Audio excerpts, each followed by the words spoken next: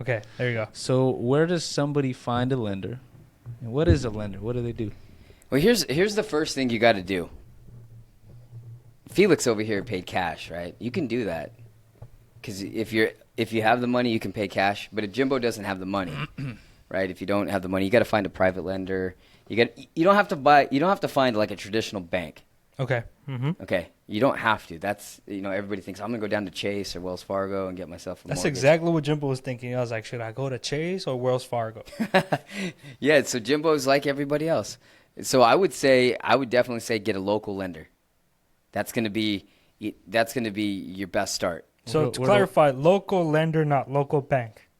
Yeah, somebody who's got a boutique brokerage or somebody that can be a little bit more creative, offer a little bit more options. Because a local bank you could do a local bank, but they're typically not going to give you the best rate. They're not going to give you the advice. They're not going to have, they're not going to have some of the loan products that some of these local lenders, these smaller banks or smaller brokerages will have. Is there a difference between a lender and a loan?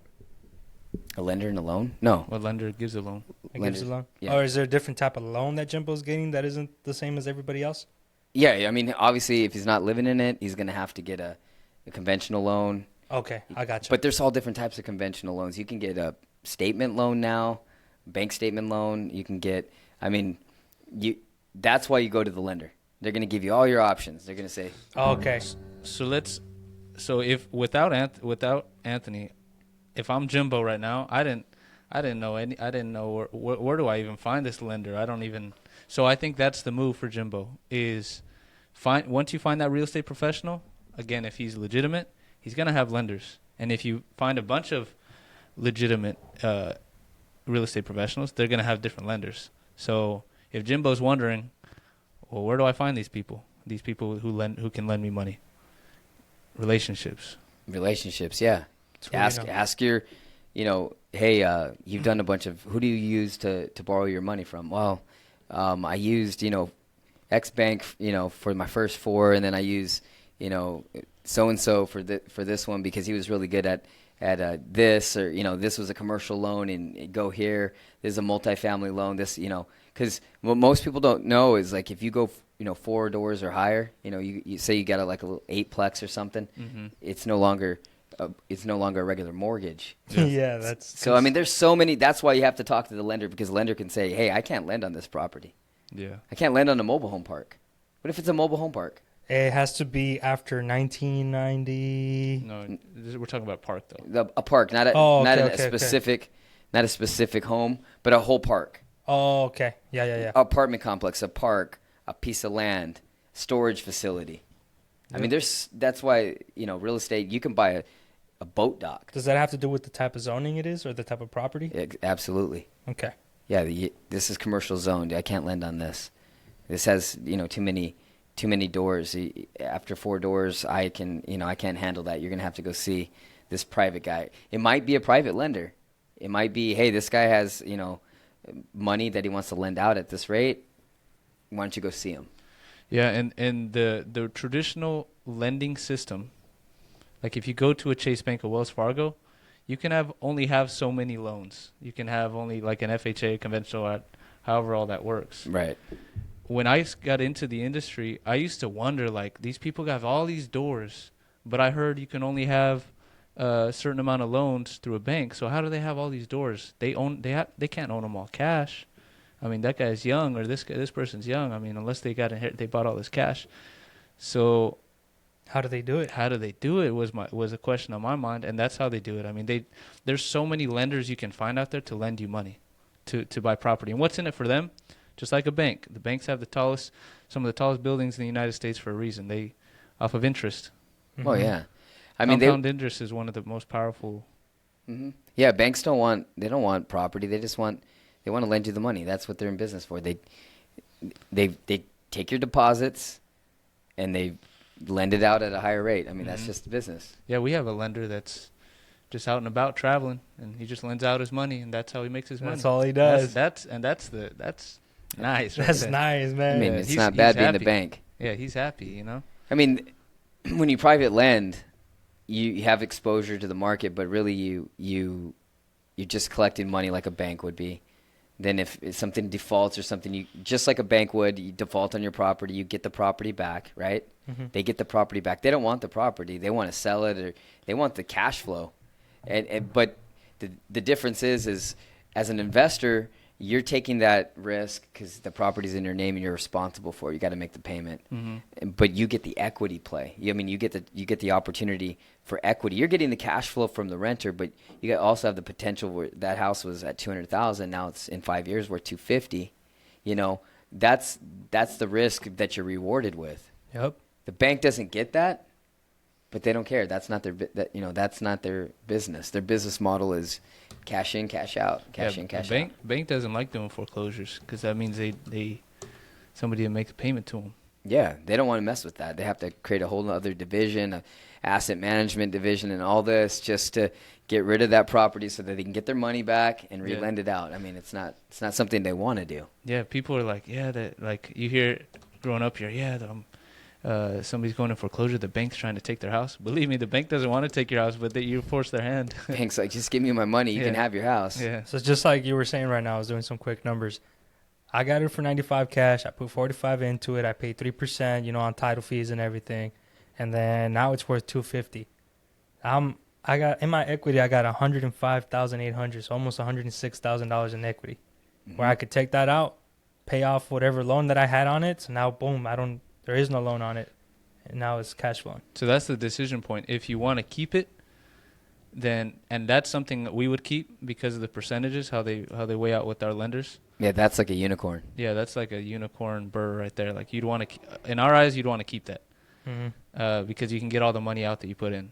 Now, you have a property with none of your money left. Yeah, in that. it's leverage and it's cash flowing every month, so you get all your money back, and it's continued cash flow every month. You can use that to go into another property, or you could sell it and it's a business decision at that time. It's all timing. If you need capital, then sell it.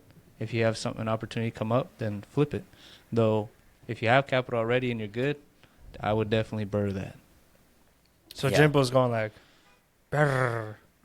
What do you mean, BRRRR? Like how does that work? You guys living in Arizona, bro? Why are you guys shivering for? Yeah, he's like, man, like okay, you buy it, you rent it, you remodel it, you rent it, you refinance and repeat. Like, how do you make your money there? Like, how do you make your money with a BRRRR? Why would you want to do that? Yeah, so if you paid 95 for it, you put another 40 into it, right? So you had 135,000 into it. The property's worth 250. Okay, so take 250,000 times that by, let's just say the bank says you have to leave 70% of that. So times it by 0.7. That's 175. So you have to leave 175,000 in the property, right? Or you can't. We're not going to borrow, but you can borrow the difference of 250 and 175. So 250 minus 175. 75. You can pull 75K out. Now. Whoa. What is all that? So 0.7, what is that? 70% or what? What is that? So what does that all that mean? So from the lender that you took the money from, right, to get this property, they want, what would you say, if you're going to refinance, 70% of that needs to stay? Correct. They have stipulations. They want to have, they're not going to give you all 250,000. They got to hedge their position. So they're going to leverage you only to a certain point. So this is all, this is why you got to have a guru, a mentor. Oh, okay. I got you. So what you're saying is, look, your property, right, is worth 250,000. But I'm only going to lend you. I want you to keep. You can only take 30% of the value of it. Yeah, I want you to leave 70% of. So really, what they're saying is. No, I want you to leave 30%. You can take 70%. Oh, okay. So that's even better. So I'm gonna let you take 75% right now in cash with you. What you want? 70%. Let's just say 70%. No, you leave 70%. Yeah, leave 70. You said take 70. You leave 70. No, you can take 70. You have to leave 30. Okay. So you're because he had 190. He had 95. He had right into the property. Then he put 40. So 135. So he wants to get all his money back out. Yeah. So he's going to get at least 135. And then he's got a decision. The bank says, I'll lend you.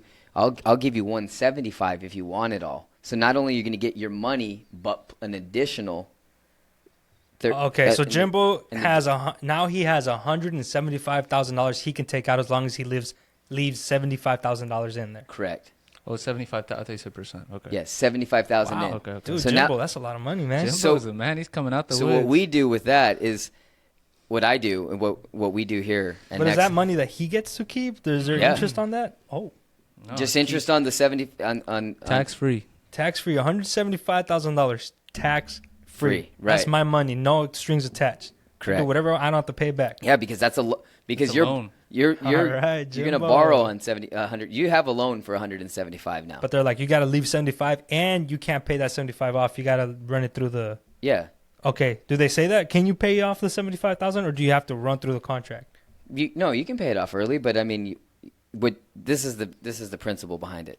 Now you take the 175, your payment. Let's just say the payment's $2,000, okay, Okay, on the 175. Let's just for numbers. all right, $2,000, taxes, insurance, everything. You're paying $2,000. $2,000. You're renting out that property for $2,200. 2,200. But net rent, we're gonna say it's 2,000 because he's taking out 200 each month. Yeah, he's only cash flowing $200 a month, right? Oh, he's his, cash flowing his 200, mortgage yeah. is $2,000. So his net's 22. Yeah, he's getting 22 a month. Mm-hmm. Okay, his gross Yeah. is 22. His net's 200 because he's got to pay the bank now $2,000.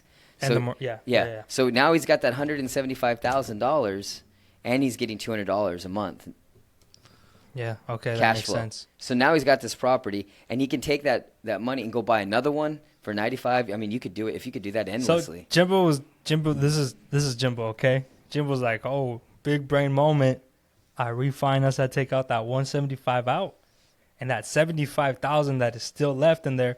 I'm just gonna pay from that 175 I took out. So now I have $105,000 in my pockets, no strings attached, and there's no loan on the. But when you pay that off, and you then you're gonna have a gain. You could do that. They make you do that. Make you wait 6 months to do that. What you're talking about. Okay. But why would you want to do that? Because here's the thing: you want to keep that property because there's tax benefits, there's cash flow. You got equity now. Now equity starts to rise.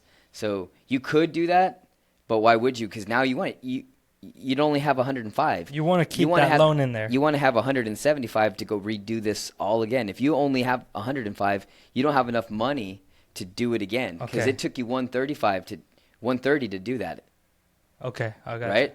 Because that was your initial investment, and you got to keep doing that. So you want to try to pull as much money out of that property as you can, with making sure that your payment's not higher than what you could rent it out for. Exactly, and there's when I mention to people sometimes when I say, hey, yeah, you can maybe get into buying rentals with the BRRRR strategy. They don't understand. A lot of people don't understand what we just talked about, and they're like, "Why would I put?" I just watched a video yesterday. A guy was like saying, "Why would I park $40,000 into a house to cash flow $200 a month?" And that 40,000 is stuck there, which is so true. Right. Though, if you buy it deep enough, cash or hard money, however you want to do it, and then refinance To get your money back. to get all of that $40,000 back, and you can dish it out to whatever other type of investment you got, and it's still cash flowing $200 a month. And you have to look at that because you may see that and say that property. So it's a free rental when you think about it. It's a house that you have zero of your dollars in. Yeah, and it's still cash that's flowing. true. We're talking You about got- a unicorn. I mean, we do this all the time, and we see like 1 or 2 deals a year like this. Yeah. Right. So this is the basic principle behind it, man. This is why BRRRRs are good. You buy it, you put your money into it, then you wait a little bit, it increases in value, and then there's a point where you can refinance, you can take money out. And I only put 135 into it, and I took out 175. Correct. So I got all my money back plus like 40,000 more. Yep. You made money buying a house. I which- made 40,000 and Which blows people's mind, but yes, you just made money buying a house. Yeah, that's the best case scenario. You can't. There's nothing. and it's cash flowing. Yeah, Donald and Trump it's gets cash. excited for deals like this. Yeah. That's the bottom line. Now, most people are like Bailey says, like I'm buying this property, I'm giving 40,000, I'm only getting $200 a month. I mean, it doesn't. How long does it take to save the $40,000 to buy that rental? What's 20 times 12? 240, I'm sorry, 200 times 12. Sorry, 2,400. 22 and 400. 2,400. So 40,000 divided by 2,400 is Yeah. what? Divided this by what? No, So no, 40,000. take 40,000. Oh. Divided by 2,400. 17. So it would take 16 to 17 years To save. If you saved every penny and nothing went wrong with the rental, you didn't have to replace anything. It would take No 16 Chipotle, no Starbucks. Yeah, it would take 16 to 17 years to get that $40,000 back over time. So that I agree doesn't necessarily make sense. That's not moving your money very smart. That's Yeah. not velocity of money right there. Yeah, but though if you buy it deep enough and you refinance, and that it would call it what, LTV, loan to value, Mm-hmm. makes sense for the refinance when you buy it. If you buy it deep enough is what we call it, then BRRRRs, man, we love them. Yeah. Oh, yeah. So here's the other coin to that, the other side to that coin. So the 175, and we have to make decisions like this. We may say, okay, that property can only rent out for 1,800. Wait a second, Anthony, you're telling me that, but I'm borrowing 175 back. I'm pulling 175 cash out, and they're telling me my payment's going to be 2,000, but it's only 1,800. I can only rent it out for 200 $1,800. out of my pocket. I'm taking 200. Wait. So then you can say, well, what would be? You can go back to the bank and say, okay, what would be my payment? Then to stay, I want to cash flow $200 a month. So what would be my payment if I only borrow? My payment is only like $1,600 a month, and they say, well, Felix, you're gonna have to leave. You're only gonna get $155 out. We'll lend you $155. Your payment will be $1,600. You have to Gotcha. make that decision. So Yeah, basically, this is what you're saying is like, hey, I just took this all money out. I would like to put some of this money down to the principal so that my monthly payments are lowered. Correct. Or just say I would like to leave more equity in the property so that I have a smaller monthly payment. Yeah, you don't have to take the whole 175 out if it doesn't make Okay. sense for the rent to cover the mortgage. Okay, I gotcha. Yeah. Right, because you gotta leverage yourself according to the situation, right? You could do that, but you're going to be paying out of the 175,000 you just took out. It's not cash flowing. It's not super smart. So you may have to make that decision. Say like, hey, I could have taken 175 out, but I chose to only take 155 because my renter now pays my mortgage on it. That's the ideal situation. Okay. So you do have to take a look at that. That is something you need to take out, but it still made sense because you only put 95. You bought it for 95. You put 40 into it. You had 135. You still took out 155. You still made 20. So any way you slice it, that's a perfect deal. Right. But that's something that you do have to.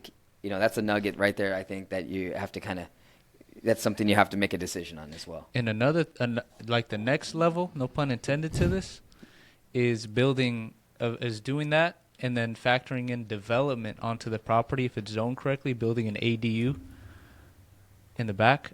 What is an ADU? ADU, additional dwelling unit, I believe it stands for. Accessory dwelling unit. Accessory dwelling unit in the back. So it's like a little garage And that you turn into a room or something? No, you build a unit back there. Oh, another whole full-on, apartment or yeah. something. And then you refinance with that. That's the next level to that. Yeah. What's his name? What's the guy's name? Thak. We follow? Thak. Thak Noon Noon on Instagram. or Shout Thak out. Win. Or Thak. I don't know his last name. Thak. something. Yeah, he's up in Seattle. That guy, he knows how to do it. I think Yeah. he's I don't think we've done that yet, though. he's a guru that I would follow. He's a guru. Yeah. He's a guru. Yeah. He do. Look up Thak. I mean, everybody. I mean, he's awesome. He'll be like, before you buy this or this, Yeah. buy this. Yeah. And he points Oh, to his rental. Yeah. He's got Ferraris. He's got Lambo. He doesn't have a Lambo. I think he's got Ferraris. He He's got probably does. Bentleys, whatever. He's But got knowledge. he's got knowledge. Boom, knowledge. Yeah, I mean, those guys know how to do it. They've done it for a long time, So they also see the best deals, and that's the great thing. The more you do it, the more deals that run by your desk that you see, then you have more opportunity to find a really, really good deal. You can pass. You can choose what you want to do. Yeah. And then once your name gets out there that you're doing deals, I mean, there's people you start to partner with. There's Yeah. relationships. Yeah. All right, so summarize, Jimbo, this is what you got to do. You got to learn the types of different investing that there is, and what they are, what investing really is, the different types. After you do that, you got to look for a mentor, whether that's a real estate agent that wants to help you out, or joining a Facebook group and finding someone there. After you do that, make sure that you are prepared to pull that trigger and not hesitate. So you got to go and find a lender. Correct. Somebody's going to be able to provide you those funds so you can purchase that cash, because cash is king. After you do that, then you go out and you look for the property, make sure the numbers make sense. After you find that property, now we're talking for rental. Let's say you chose rental. We can go in depth in different types in later episodes. If you find that BRRRR, that perfect rental, then you pull the trigger, make sure the math makes sense, and then see if there's an opportunity for you to refinance so you can take your money out so you can pay yourself back the money you put into it. And if you can take extra, even better. If not, you can leave it there. But if the property is cash flowing, then like he's saying, you got all your money back. That $200 that you're probably getting a month is money that is not coming out of your pocket. That's going straight. That's 100% net profit to you. Yeah. Yep. Paying down your principal, so you're getting equity every month, getting a tax write-off.